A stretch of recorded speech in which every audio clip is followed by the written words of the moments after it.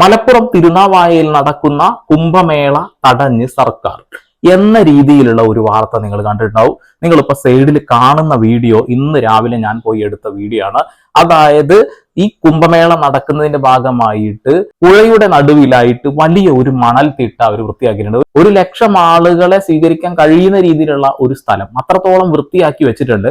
ആ ഒരു സ്ഥലത്തേക്ക് പോകാൻ വേണ്ടിയിട്ട് തിരുനാവായ അമ്പലത്തിന്റെ മുന്നിലുള്ള ആ ഒരു പള്ളിയോട് ചേർന്ന് നിൽക്കുന്ന ആ ഭാഗത്ത് കൂടെ ഒരു കടവാണ്, ഒരു വലിയ വഴി അല്ലെങ്കിൽ വലിയൊരു പാലം അവർ നിർമ്മിച്ചിട്ടുണ്ട്. ഈ പാലം നിർമ്മിച്ചതുമായി ബന്ധപ്പെട്ടുകൊണ്ടാണ് ചർച്ച. ആ ഒരു സ്ഥലത്ത് ഞാൻ പോയ സമയത്ത് എനിക്കുണ്ടായ ഒരു അനുഭവം ഞാൻ പറഞ്ഞേക്കാം. ഞാൻ വീഡിയോ എടുക്കാൻ പോയതാണ്, ഹെലികോം ഷോട്ട് എടുക്കാനാ പോയത്. പക്ഷേ ആ ഒരു ഭാഗം ഇപ്പോ റെഡ് സോണിലേക്ക് മാറിയത് കൊണ്ട് തന്നെ നമുക്ക് വീഡിയോ അങ്ങനെ എടുക്കാൻ കഴിയില്ല. ഞാൻ അതിന്റെ കരയിൽ നിന്ന് മൊബൈൽ ഫോണിൽ കുറച്ച് വീഡിയോ എടുക്കുന്ന സമയത്ത് ഒരു വ്യക്തി പറഞ്ഞ വാക്ക് എന്താ വെച്ചിട്ടുണ്ടെങ്കിൽ, ഇപ്പൊ ഒരു വീഡിയോ നമ്മൾ അങ്ങനെ എടുത്ത് ഒരു ഹെലികോം ഷോട്ടൊക്കെ എടുത്തു കഴിഞ്ഞാൽ വർഗീയ ലഹളക്കൊക്കെ കാരണമാവുന്നുള്ളത്. എനിക്കത് ഒരിക്കലും അത് മനസ്സിലായില്ല എന്നുള്ളതാണ്.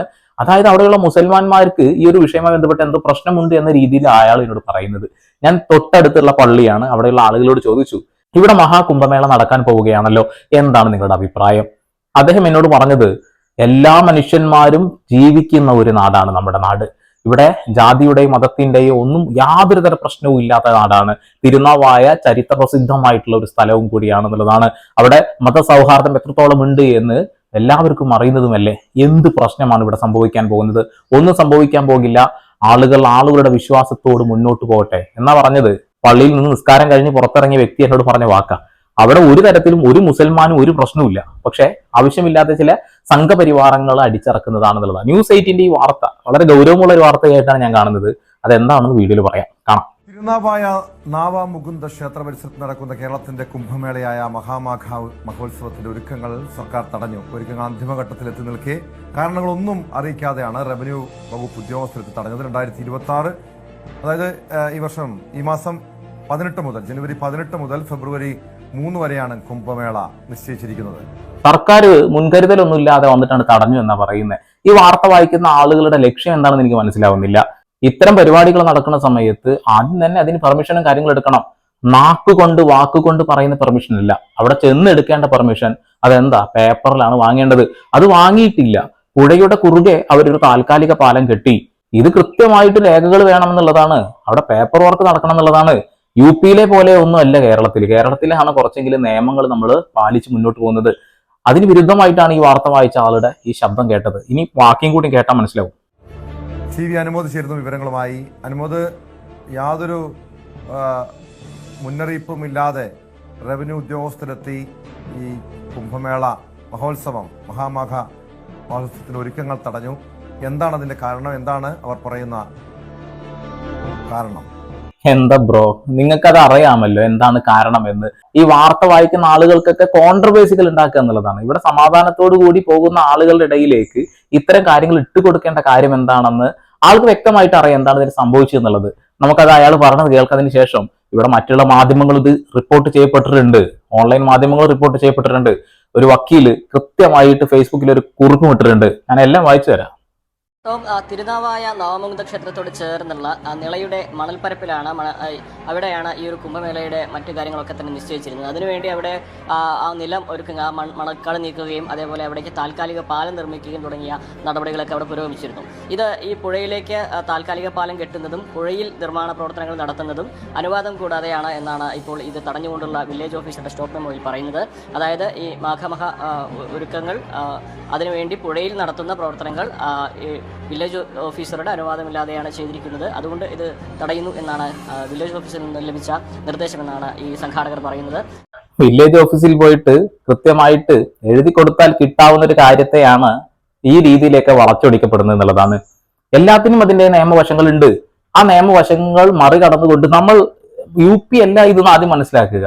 ഇത് കേരളമാണ്. ഈ കേരളത്തിൽ അങ്ങനെ ഒന്നും നടക്കില്ല എന്നുള്ളതാണ്. ഇവിടെ നമ്മൾ പുഴയിലാണ് ഇങ്ങനെ ഒരു പാലം കെട്ടുന്നത് എന്നുള്ളതാണ്.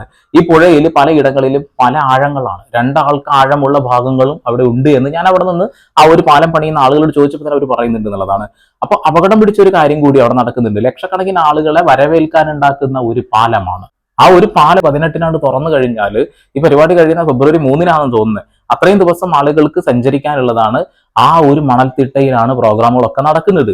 സ്വാഭാവികമായിട്ടും ഇതിന് ഗവൺമെന്റിന്റെ അംഗീകാരം വാങ്ങണം, ഇൻഷുറൻസ് ഉണ്ടാക്കിയെടുക്കാനുണ്ട്, ഇൻഷുറൻസ് പേപ്പറുകൾ ക്ലിയർ ആക്കാനുണ്ട്. ഇതൊക്കെ ചോദ്യം ചെയ്യപ്പെടേണ്ട വിഷയം തന്നെയാണ്. ഇതിപ്പോ ഹൈന്ദവരുടെ ഒരു ആഘോഷം പിണറായി വിജയൻ തടഞ്ഞു, പിന്നെ മറ്റുള്ള രീതിയിലുള്ള ചർച്ചകൾ വരികയാണ്. ഇത് എന്ത് വലിയ വെഡിത്തരം ആലോചിച്ച് നോക്കിയേ. നമുക്കറിയാം കേരളത്തിലെ ഏറ്റവും വലിയ ഒരു നദീ ഉത്സവമായിട്ട് ഈ കുംഭമേളയെ, മാഘമഹ ഉത്സവത്തെ മാറ്റാനായിരുന്നുള്ള സംഘാടകരുടെ ആലോചന. അതിനുവേണ്ടി തിരുനാവായ നാമക ക്ഷേത്രത്തെ യോഗം ചേർന്നിരുന്നു. വിവിധ വകുപ്പിലെ ഉദ്യോഗസ്ഥർ ഇതിൽ പങ്കെടുത്തിരുന്നു. ലക്ഷക്കണക്കിന് വിശ്വാസികളും അതുപോലെ സന്യാസ സമൂഹത്തിലുള്ളവരും സാധാരണക്കാരൊക്കെ ഇതിൽ പങ്കെടുക്കുന്ന തരത്തിൽ ജനുവരി 18 മുതൽ ഫെബ്രുവരി 3 വരെ നീണ്ടു നിൽക്കുന്ന വലിയ ഒരു ആഘോഷമായി ഇതിനെ നടത്തുവാനായിരുന്നു ഉദ്ദേശിച്ചിരുന്നത്. അതിന് വേണ്ട മുന്നൊരുക്കങ്ങൾ നമുക്കറിയാം. തിരുനാവായ ഈ ഒരു ക്ഷേത്രത്തോടനുബന്ധിച്ച് പുഴയുടെ തീരത്ത് മാത്രമാണ് ഈ ഇത്രയും ആളുകളെ ഉൾക്കൊള്ളിച്ചുകൊണ്ടുള്ള ഈ ഒരു സംഗമം നടത്താൻ കഴിയുന്ന ഒരേ ഒരു സാഹചര്യമുള്ള സ്ഥലം. അതിനുവേണ്ട ഒരുക്കങ്ങൾ അവിടെ പുരോഗമിക്കുമ്പോഴാണ് ഇത് അനുവാദം കൂടാതെയാണ് ഈ പ്രവൃത്തികൾ നടക്കുന്നത് എന്ന് കാണിച്ച് വില്ലേജ് ഓഫീസർ സ്റ്റോപ്പ് മെമ്മോ നൽകി ഇത് നിർത്തിവച്ചിരിക്കുന്നത്. ഇതിനെതിരെ വലിയ പ്രതിഷേധം ഉയരാനുള്ള ഒരു സാധ്യതയുണ്ട്. പ്രത്യേകിച്ച് ആദ്യഘട്ടത്തിലെ യോഗത്തിൽ അധികൃതരെയൊക്കെ അറിയിച്ചുകൊണ്ടാണ് ഇത്തരത്തിലൊരു നീക്കം നടത്തുന്നതെന്ന് സംഘാടകർ വ്യക്തമാക്കിയിരുന്നു. അതിന് പിന്നാലെ തിരുവനന്തപുരത്തിന് ഗവർണറെ വരെ ഈ ഒരു പരിപാടിക്ക് വേണ്ടി അവർ ക്ഷണിക്കുകയും ചെയ്തിരുന്നു. ഓക്കെ, ആരെ ക്ഷണിച്ചാലും നിങ്ങൾ സൈഡിൽ വീഡിയോ കണ്ടുകൊണ്ടിരിക്കുന്നുണ്ടാവും. ഞാൻ എടുത്ത വീഡിയോ ആണ്.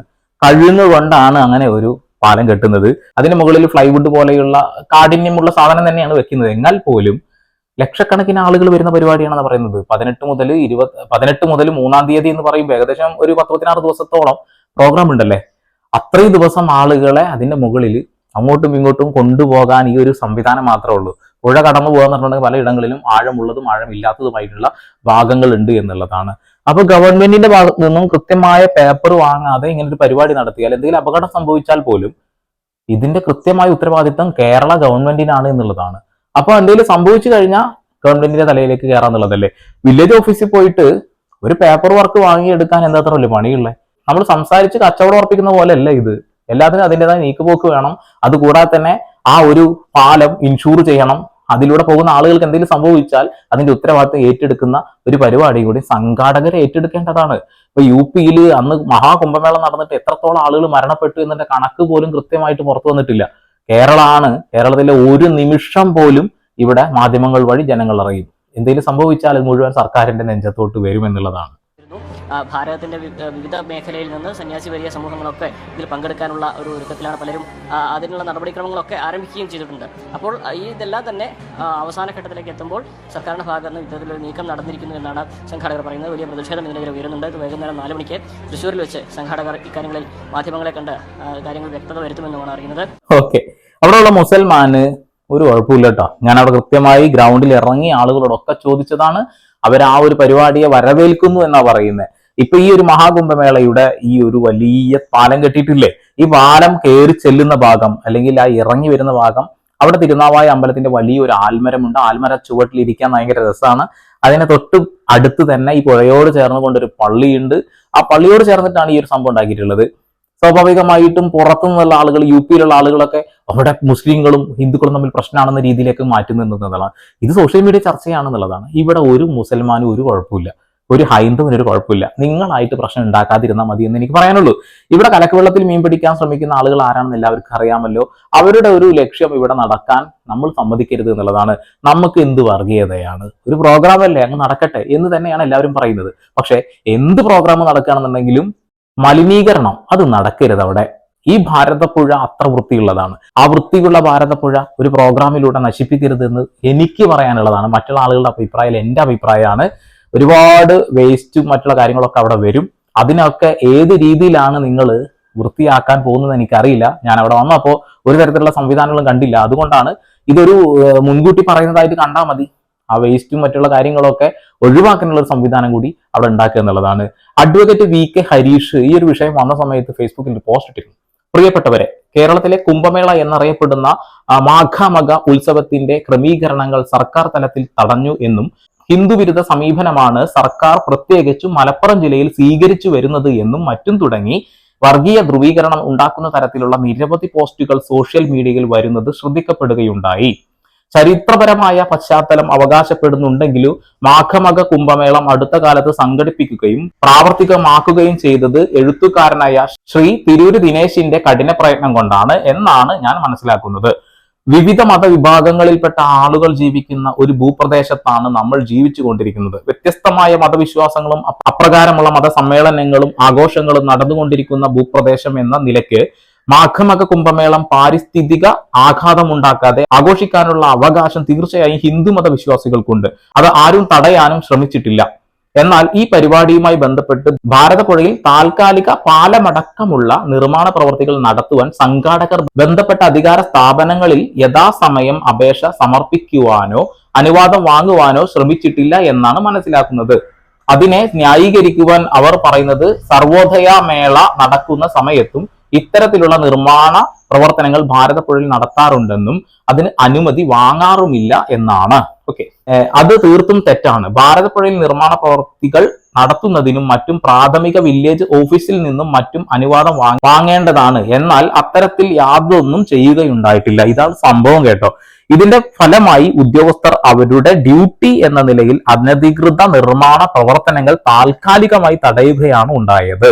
അല്ലാതെ മാഘമക കുംഭമേള തടയണമെന്ന് ആരും ഉത്തരവിട്ടിട്ടില്ല.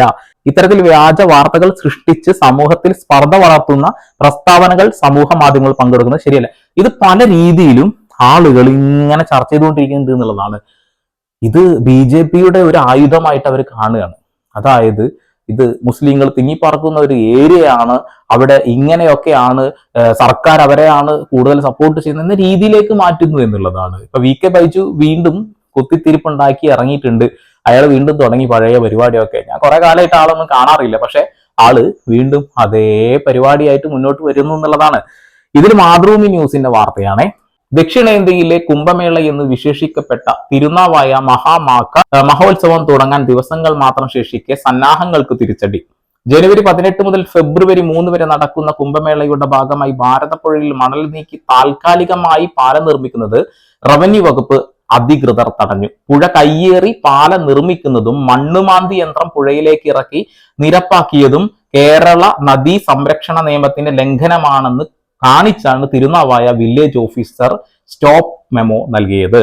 ഭാരതപ്പുഴയിൽ മണൽ നീക്കി താൽക്കാലികമായി പാല നിർമ്മാണം ഒരാഴ്ചയോളമായി നടക്കുന്നുണ്ട്. പുഴയുടെ മധ്യഭാഗത്തുള്ള മണൽ നിരപ്പിലേക്ക് പോകാനാണ് താൽക്കാലിക പാലം. ഈ മണൽ നിരപ്പിലാണ് കുംഭമേളയുടെ പൂജകളും മറ്റും നടക്കുക. 3 ദിവസം മുൻപാണ് സ്റ്റോപ്പ് മെമ്മോ നൽകിയത്. ചൊവ്വാഴ്ച വീണ്ടും നിർമ്മാണം തുടങ്ങിയപ്പോൾ റവന്യൂ അധികൃതരും പോലീസും എത്തി നിർമ്മാണം നിർത്തിവെക്കുകയാണെന്ന് അറിയിച്ചു. ഇതാണ് സംഭവം കേട്ടോ. ഇവര് പാലം വീണ്ടും നിർമ്മിക്കാൻ വേണ്ടി കളക്ടർക്ക് അപേക്ഷ നൽകി എന്നുള്ളൊരു കാര്യമൊക്കെ പറയുന്നുണ്ട്. നിയമപരമായിട്ടുള്ള ഒരു കാര്യമാണെന്നുള്ളതാണ്. പുഴയെ സംരക്ഷിക്കേണ്ടതായിട്ടുണ്ട്, മലിനീകരണം തടയേണ്ടതായിട്ടുണ്ട്. പുഴയിൽ ഇത്തരം സംവിധാനങ്ങൾ ഉണ്ടാക്കുമ്പോൾ സർക്കാരിന്റെ അനുമതി തേടേണ്ടത് അത്യാവശ്യമായ കാര്യമാണ്. UP-യിലത്തെ കാര്യങ്ങൾ നോക്കിക്കൊണ്ട് കേരളത്തിലെ കാര്യം കൂട്ടിവെക്കുന്നത് അത്രക്ക് വലിയ ഒരു നല്ല കാര്യമായിട്ട് എനിക്ക് തോന്നുന്നില്ല. UP വേറെ, കേരളം വേറെ. പാലം നിർമ്മാണത്തിന് അനുമതി തേടി മാഘമക ഉത്സവ സംഘാടക സമിതി നവംബർ 14 കളക്ടർക്ക് അപേക്ഷ നൽകിയിരുന്നതായി സംഘാടകർ പറഞ്ഞു. മറുപടി കിട്ടാത്ത സാഹചര്യത്തിലാണ് സംഘാടക സമിതിയുടെ നേതൃത്വം താൽക്കാലിക പാല നിർമ്മാണം ആരംഭിച്ചത്. നവോദയ മേളയുടെ ഭാഗമായി മുൻപ് എല്ലാ വർഷവും സമാന രീതിയിൽ താൽക്കാലിക പാല നിർമ്മാണം നടക്കാറുണ്ട് എന്ന് അവർ അവകാശപ്പെടുന്നു എന്നുള്ളതാണ്. ഓക്കെ, അപ്പൊ അത്രയേ ഉള്ളൂ. ചെറിയൊരു സാധനമാണ്, ചെറിയൊരു പ്രശ്നമാണ്. ഇത് പ്രശ്നമായിട്ടും കൂടി കാണേണ്ടതായിട്ടില്ല. നമ്മൾ നേരെ പേപ്പർ വർക്ക് ചെയ്യുക, ഗവൺമെന്റ് അവിടെ നിന്നുള്ള അനുമതി തരും. ഇതൊന്നും സർക്കാർ ഒരിക്കലും തടയാൻ പോകുന്ന കാര്യമല്ല. ശ്രദ്ധിക്കേണ്ട കാര്യങ്ങൾ എന്താ വെച്ചിട്ടുണ്ടെങ്കിൽ, ഈ പാലത്തിലൂടെ പോകുമ്പോൾ എന്തെങ്കിലും അപകടം സംഭവിച്ചാൽ ആ തീർത്ഥാടകർക്ക് ഏത് തരത്തിലുള്ള ഇൻഷുറൻസ് കിട്ടും? അങ്ങനെ ഒരു ഇൻഷുറൻസ് ഉണ്ടാകുമോ? രണ്ടാമത്, ഈ പുഴ എത്രത്തോളം മലിനമാവാതിരിക്കാൻ നമ്മളെ കൊണ്ട് നോക്കാൻ കഴിയും എന്നുള്ളത്, ഈ ഒരു കാര്യങ്ങൾ മാത്രം നോക്കേണ്ടതായിട്ടുള്ളൂ. പിന്നെ ചെറിയൊരു സ്ഥലമാണ്, അവിടെ വലിയ രീതിയിലുള്ള ട്രാഫിക് ബ്ലോക്കും കാര്യങ്ങളൊക്കെ എന്തായാലും വരും. പുഴയിൽ അത്യാവശ്യം സ്ഥലമുണ്ട്, റോഡിൽ അത്ര സ്ഥലമൊന്നുമില്ല. ഇപ്പൊ നിങ്ങൾ ആ വീഡിയോസ് ഒക്കെ കണ്ടിട്ടുണ്ടാവും. അവിടെ പോയിട്ട് ഗ്രൗണ്ടിൽ നിന്ന് എടുത്ത ഒരുപാട് വീഡിയോസ് ആണ്. ഇപ്പൊ തന്നെ തിരുനാവായ അമ്പലത്തിൽ ഭയങ്കര ജനത്തിരക്കൊക്കെ ആയി തുടങ്ങി. സംഭവം വലിയൊരു വിജയമാകുമെന്നുള്ള കാര്യത്തിൽ തർക്കമൊന്നുമില്ല. ഇതിൽ ആർക്കും ഒരു പ്രശ്നമുള്ള കാര്യമല്ല. നമ്മൾ ശ്രദ്ധിക്കേണ്ട കാര്യങ്ങൾ എന്താ വെച്ചിട്ടുണ്ടെങ്കിൽ, നമ്മൾ അങ്ങോട്ടും ഇങ്ങോട്ടും തമ്മിൽ തല്ലേണ്ടതായിട്ടില്ല. ഇത് സർക്കാരിന്റെ ഒരു പേപ്പർ കിട്ടിയാൽ തീരാവുന്ന പ്രശ്നമേ ഉള്ളൂ. അത് എഴുതി കൊടുക്കുക, വാങ്ങിയെടുക്കുക. ഇവിടെ ഹിന്ദുവും മുസൽമാനും ഒന്നും ഒരു പ്രശ്നം ഉണ്ടാക്കുന്നില്ല. വേറൊന്നും പറയുന്നില്ല. ബാക്കി അപ്ഡേഷൻ കാര്യങ്ങളൊക്കെ എന്തായാലും കിട്ടും. അപ്പോൾ വരാം വീണ്ടും പരമാവധി വാർത്താ വിശേഷങ്ങളുമായി. Sandeep Paul signing of.